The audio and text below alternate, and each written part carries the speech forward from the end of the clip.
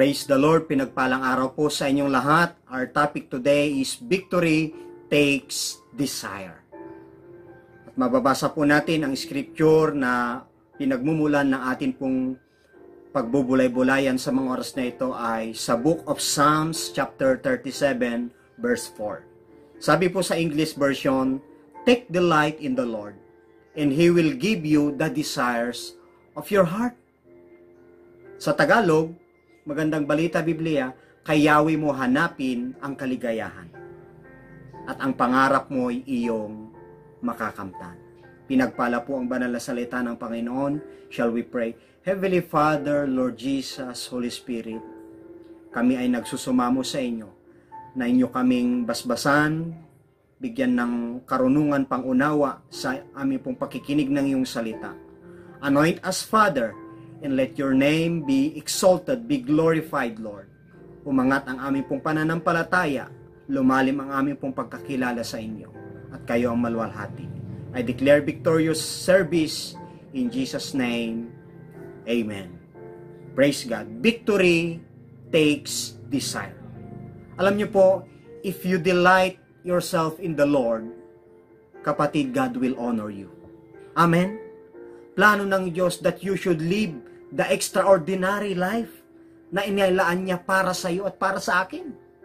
Kadalasan ang pagkakaiba ng mga taong mahusay sa buhay at ng mga hindi ay wala sa kanilang kakayahan or ability.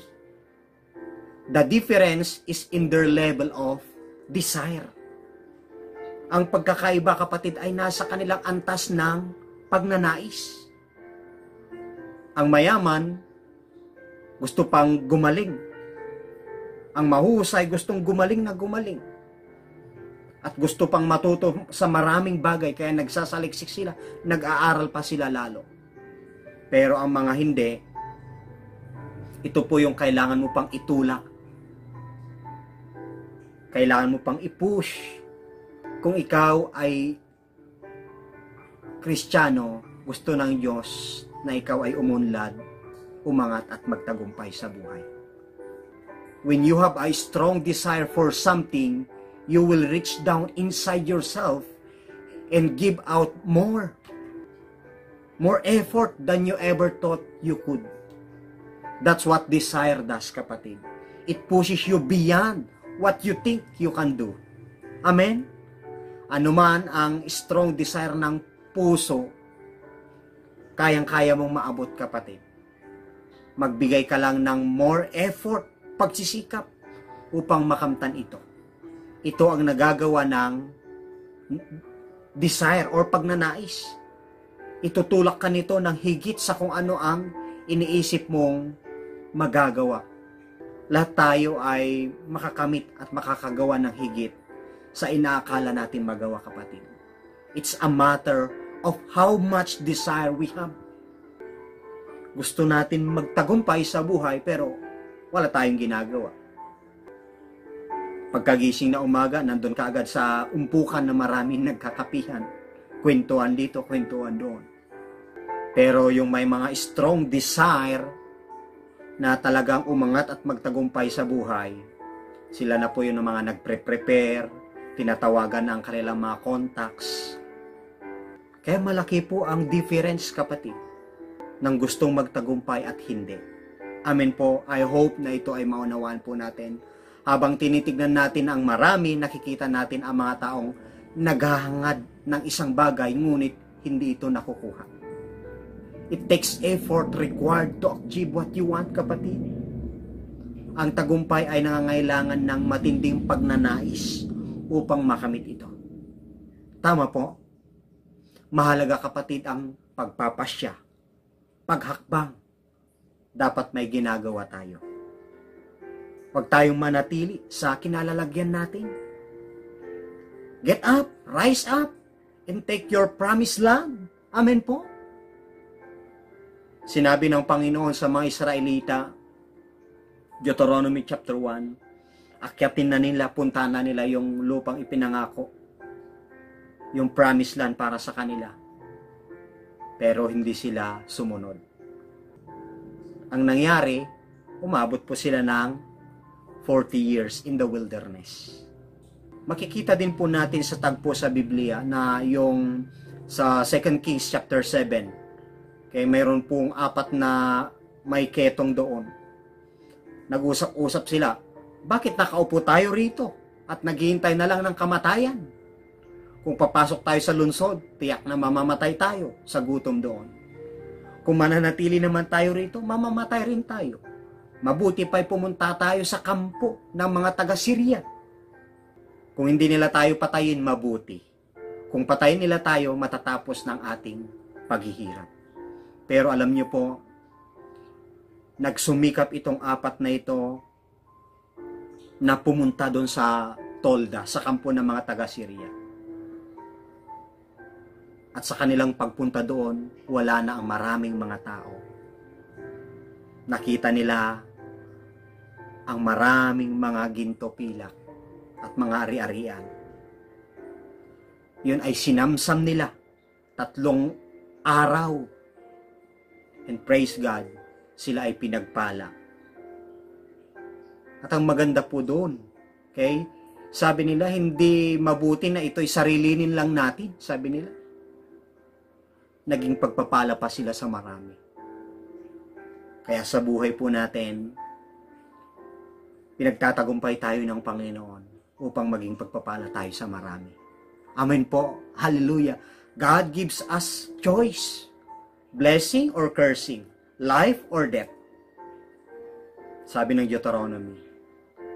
Si Peter din, sabi ng Panginoon, ilaglag mo ang lambat mo sa medyo kailaliman. Nasa kanya pong pagpili kung ito ilalaglag niya uli o hindi. Kasi pagod na siya.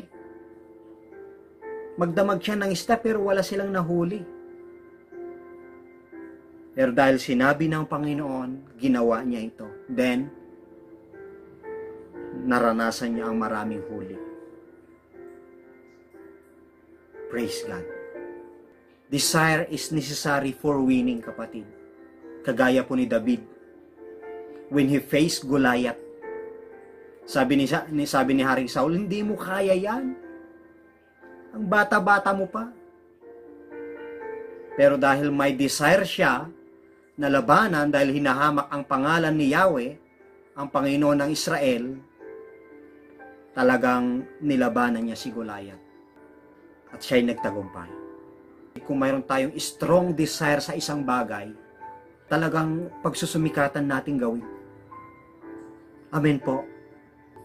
Sabi ng John chapter 16 verse 23 and 24, pakatandaan ninyo, anumang hingin ninyo sa Ama sa aking pangalan ay ibibigay niya sa inyo.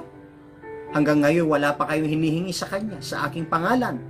Humingi kayo at kayo'y tatanggap upang malubos ang inyong kagalakan. Minsan ang kulang pala sa atin, hindi tayo humihingi sa Panginoon. God has a big plan for you, kapatid. Sabi ng Jeremiah chapter 29 verse 11 and 12, for I know the plans I have for you, declares the Lord, plans to prosper you and not to harm you, plans to give you hope and a future. Verse 12, then you will call on me and come and pray to me, sabi niya, and I will listen to you. You will seek me and find me when you seek with all your heart. Humingi tayo ng naayon sa ating puso. Sapagkat sinabi ng Panginoon, napaparangalan ang Diyos Ama na nasa langit kapag ang kanyang mga anak ay nagtatagumpay, sumasagana. Hallelujah! Kaya kapatid, to make it short, gusto ng Diyos, magtagumpay ka at magtagumpay ako. Amen? Claim it! Hallelujah! Praise God! 3 principles to be victorious in whatever the desires of your heart, kapatid. It takes desire to get victory. Kaya ang unang punto, sabi sa Scripture, delight yourself in the Lord, and He will give the desires of your heart. Kaya una, desire a dream. Ang mga pangarap or dreams ay idea ito at pananaw na iyong hinahangad at nais mong makamit balang araw. At ang desire naman, pagnanais, ay mga pangarap kung saan mayroon kang vision at handang pagsikapan ang nais mong makamit. Ang mga goals naman or layunin ay mga hangarin na plinaplano mo at iniaalay ang iyong sarili upang makamit no matter what. Kaya malaki po ang pinagkaibahan, kapatid, itong tatlong ito. Dreams, desires, and goals. Ang pangarap ay isang inspiring picture ng hinaharap na nagpapasigla sa iyong isip, sa iyong kalooban, at sa iyong damdamin. Ito'y nagbibigay ng kapangyarihan sa iyo na gawin ang lahat ng iyong makakaya upang makamit ang mga bagay na gusto mo. Ito yung nag-i-empower, nagbibigay ng fire sa buhay natin. Ito yung nagtutulak sa atin upang tayo ay gawin natin yung gusto natin makamit sa hinaharap. Sabi ng Proverbs chapter 16 verse 3 and 9, sabi niya, commit to the Lord whatever you do, and your plans will succeed. Sabi dun sa verse 9, in his heart a man plans his course, but the Lord determines his steps. So kapatid, desire is the fuel that is necessary to achieve in life. Pareho po sa natural at spiritual. Maaari kang magkaroon ng pinakamahusay na race car, ngunit kung ang gasolina ay hindi nakukuha mula sa fuel cell patungo sa makina na sa tamang halaga, ang kotse na iyon ay walang halaga. Always remember that desire is your fuel. If you don't have enough desire, you won't have enough fuel to do whatever you desire to do it. Desire is your fuel to do what you want, kapatid. Hindi pwede yung gusto mo lang. Dahil kapag napagod ka, then you give up. Hindi pwedeng parang suntok sa hangin, sabi nga ni Apostol Pablo. But if you have a strong desire, no matter what, you push until you achieve it. Tama po ba, mga minamahal? Pangalawang prinsipyo, delight yourself in the Lord. Delight yourself in the Lord. And He will give the desires of your heart. Maliwanag po dito. Pangalawa, practice your God-given talent. Or talents. Baka hindi lang iisa yan. Maybe dalawa o maybe tatlo or more. I-practice daw po natin yung ibinigay sa atin ng Diyos na kakayahan. Sa lahat ng bagay, hindi po tayo ipinanganak na mahusay, magaling na magaling. But if we delight ourselves in the Lord, praise God, we can develop our gifts with excellence. Amen po? Doing our best that we can. Desire to develop, kapatid, your talent by practicing it. Sabi nga nila, practice makes perfect. James chapter 1 verse 17 says, every good and perfect gift is from above, coming down from the Father of the heavenly lights. We all have different talents and God-given gifts, kapatid. But they are all important and can be used for God's kingdom even in this world. Amen po? Maraming mga tao ngayon na may pagnanais na gawin ang isang bagay, ngunit wala silang talento upang gawin ito. Or maaring mayroon silang natural skills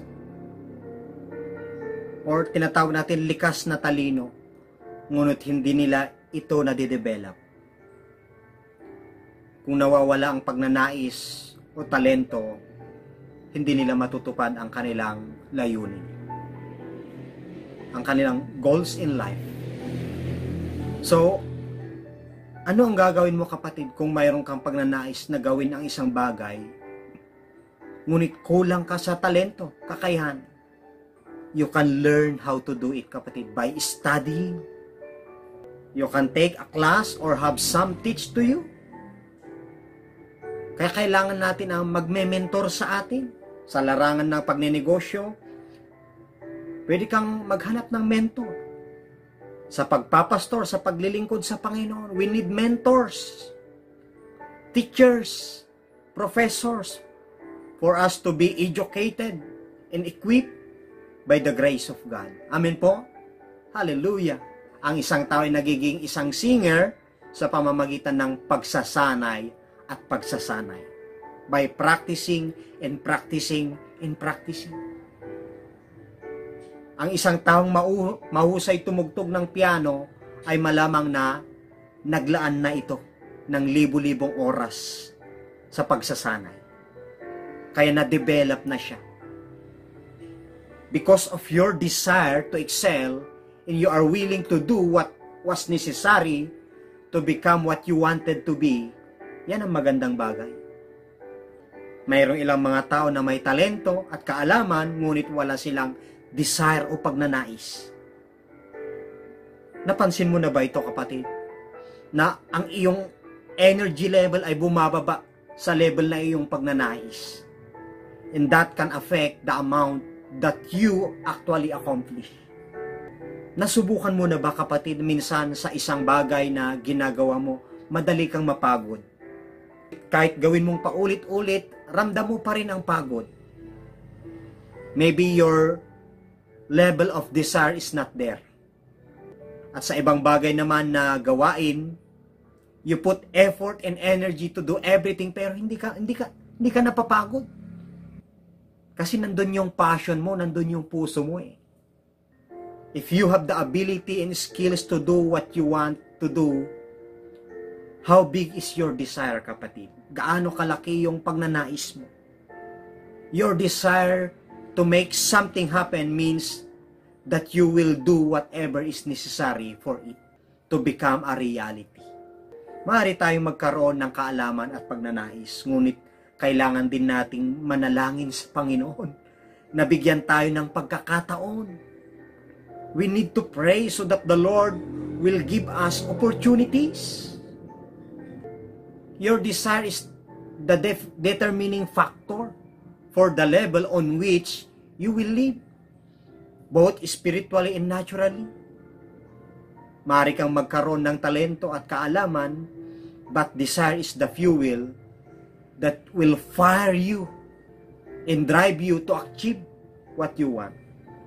Sa isang spiritual na pananaw, people who really want all the blessings of God are at the church every time they can be there. These are the type of people who delight in pursuing the Lord, in applying God's words to their lives. They have the desire and the know-how to receive the blessings of God. Lagi silang involved, regular silang nagbibigay, sila ay consistent at faithful sa Panginoon at sa Kanyang gawain. Yun ang gusto sa atin ng Panginoon. Kaya kung gusto natin ng pagpapala, ay sumunod tayo sa Panginoon. Amen po. Deuteronomy chapter 28, verse 1 to 14. All this blessing will overtake us. Hallelujah! Ito ang nagpapakita kung gaano kaseryoso ang mga tao sa Diyos. Ang mga taong hindi involved sa paggawa sa mga bagay sa ministry or church ay karaniwang walang strong desire for the things of God. Yes, sila ay Christian, born again sila, ngunit wala silang desire na magdadala sa kanila sa level ng nais ng Diyos para sa kanila. Get involved sa gawain ng Panginoon. At kung may pagkakataon na makapag-share tayo, not only the Word of God, pwede natin i-share kung ano yung meron tayo sa gawain ng Panginoon. Ang mga taong may desire na umunlad at umangat sa kanilang mga trabaho ay mga taong involved. Hindi sila basta tumatawag na may sakit kung sila ay may kaunting sipon at sakit sa ulo.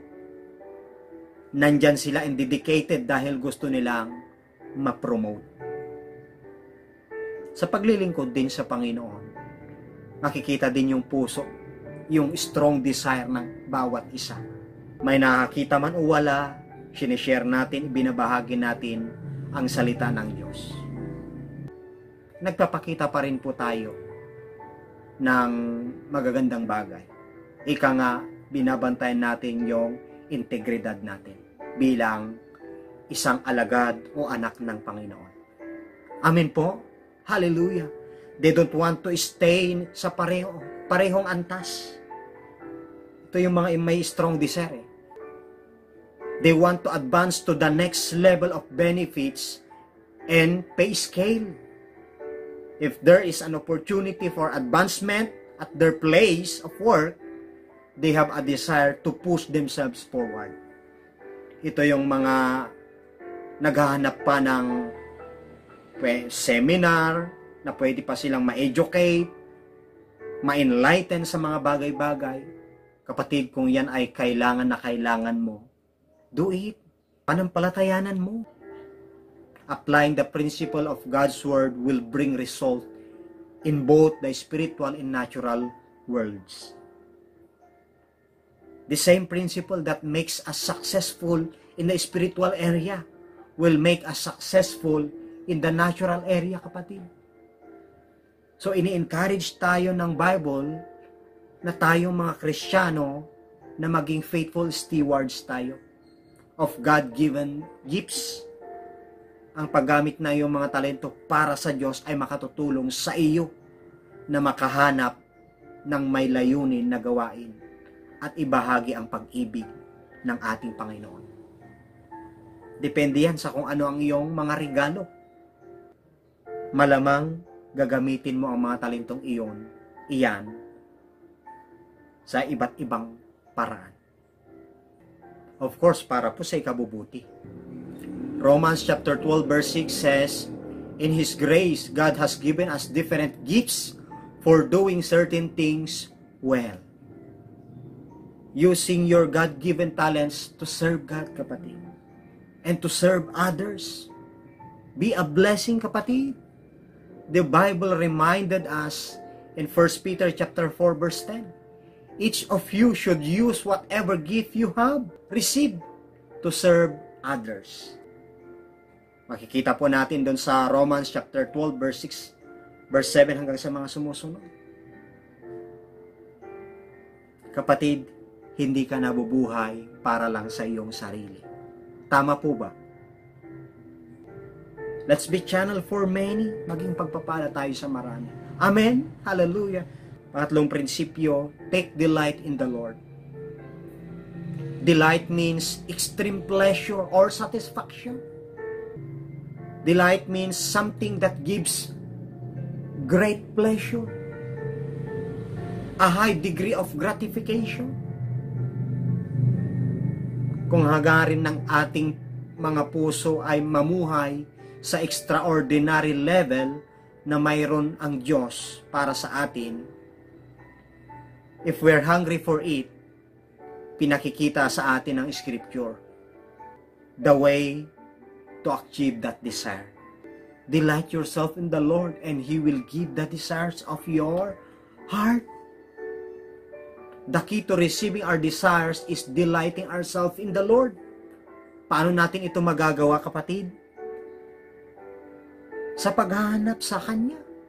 By seeking God. Sa pamamagitan ng pagbabasa ng Kanyang salita, by praying, by learning to think His thoughts, by acting on His Word, ipinamumuhay natin ito. We delight ourselves in Him when we have a willingness to say, Panginoon, narito ang aking mga hangarin.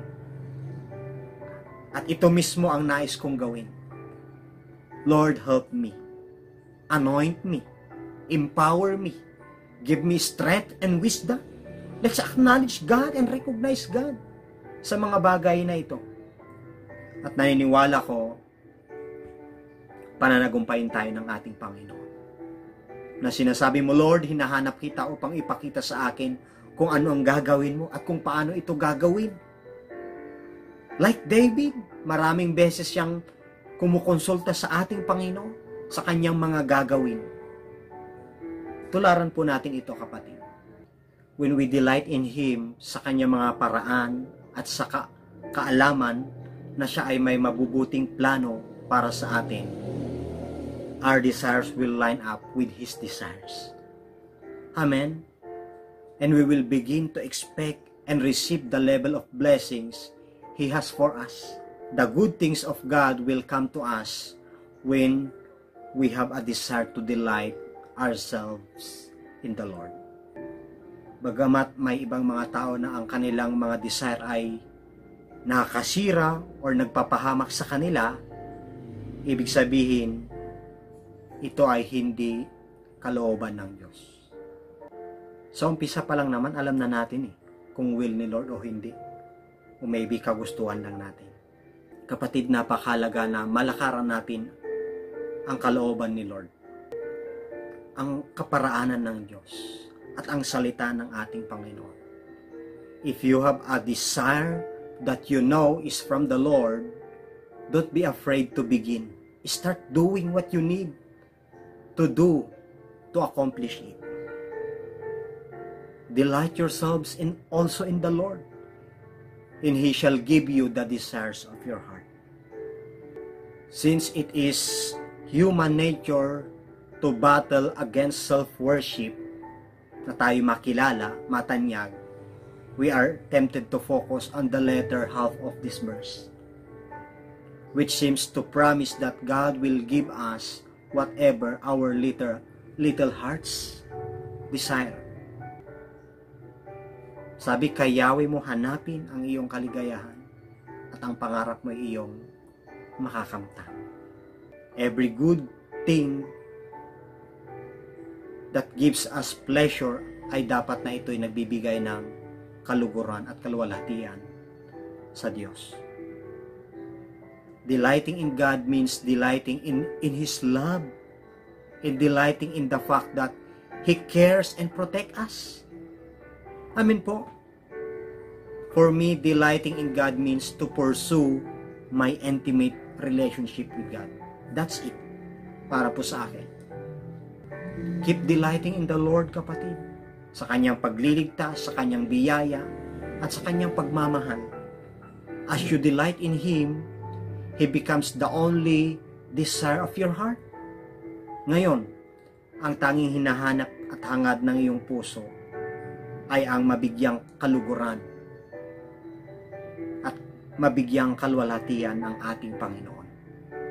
Amen po. This is the good motive and motivation para mas lalo nating hangarin na lumapit sa presensya ng ating Panginoon. Make God the delight of your heart, kapatid, and He will give you whatever is best for you. Hallelujah. When you delight yourself in the Lord, kapatid, now your agenda will be God's agenda. Tama po? Hallelujah. So bilang pangwawakas, being victorious in the spiritual and natural areas, it depends on your level of desire. Nakasalalay yan sa antas ng iyong pagnanais, kapatid. Consistently and constantly developing your natural abilities and talents is the key to success. Habang ikaw ay nagsasanay sa mga kailangan mo, i-grab mo ang mga pagkakataong ibinibigay sa iyo ng Diyos. At pasalamatan mo siya in advance para sa magagandang pagkakataon. Amen? Above all, continually delight yourself in the Lord and worship Him. Praise Him. Ang mga desire ng iyong puso ay mangyayari kapag nalulugod, natutuwa ang Panginoon sa atin. Victory requires a strong desire. Delight yourself in the Lord, and He will give you the desires of your heart. And it is confirmed in Psalms chapter 20 verse 4. May He give you the desires of your heart and make all your dreams, all your plans succeed. Hallelujah. God will answer your heart's desire. Embrace a new hope to be born into reality. Amen? Sasagutin ng Diyos ang nais ng iyong puso. yakapin mo lang kapatid ang isang bagong pag-asa. Delight your life in obeying God sa kanyang kalooban at higit lalo sa kanyang mga salita at ang kanyang mga pangako. Isaiah chapter 1 verse 19, if you are willing and obedient, sabi niya, you will eat the good things of the land. Psalm chapter 128 verse 2, sabi niya, you will eat the fruit of your labor. Blessings and prosperity will be yours. Hallelujah. Never stop believing, kapatid, and never stop dreaming. For God has the power to make all your heart's desire, your dreams, come true as you put your trust in Him. Amen po. Purihin ang Panginoon. Tayo po ay sama-samang manalangin. Hallelujah. Dakila naming Diyos na makapangyarihan sa lahat. Muli kaming nagpapasalamat sa kung ano ang meron kami, Panginoon. At sa iyong ipagkakalob pa sa mga buhay namin. Salamat sa mga regalo mo sa amin upang kami ay makapaglingkod sa iyo at sa aming kapwa. In the name of Jesus. Father, we thank you for your words today. Thank you for your anointing. Thank you for your unconditional love. Thank you for your grace, your goodness, and your faithfulness, Lord. As we surrender everything to you, we delight in you. And I pray that you would give us the desires of our hearts. In the name of Jesus. Help us, O God, to desire good according to your will, to your way, and your word. In the name of Jesus. Bless us, O God, with long, full, satisfying life. In the name of Jesus. To our dear viewers, I decree and declare for long life, healthy life, blessed life, fruitful life, delightful life, favored life, and peaceful life in the name of Jesus. Father, your name be magnified, be lifted up, and be glorified. This is my prayer of faith and thanksgiving to you in your name, Lord Jesus. Amen.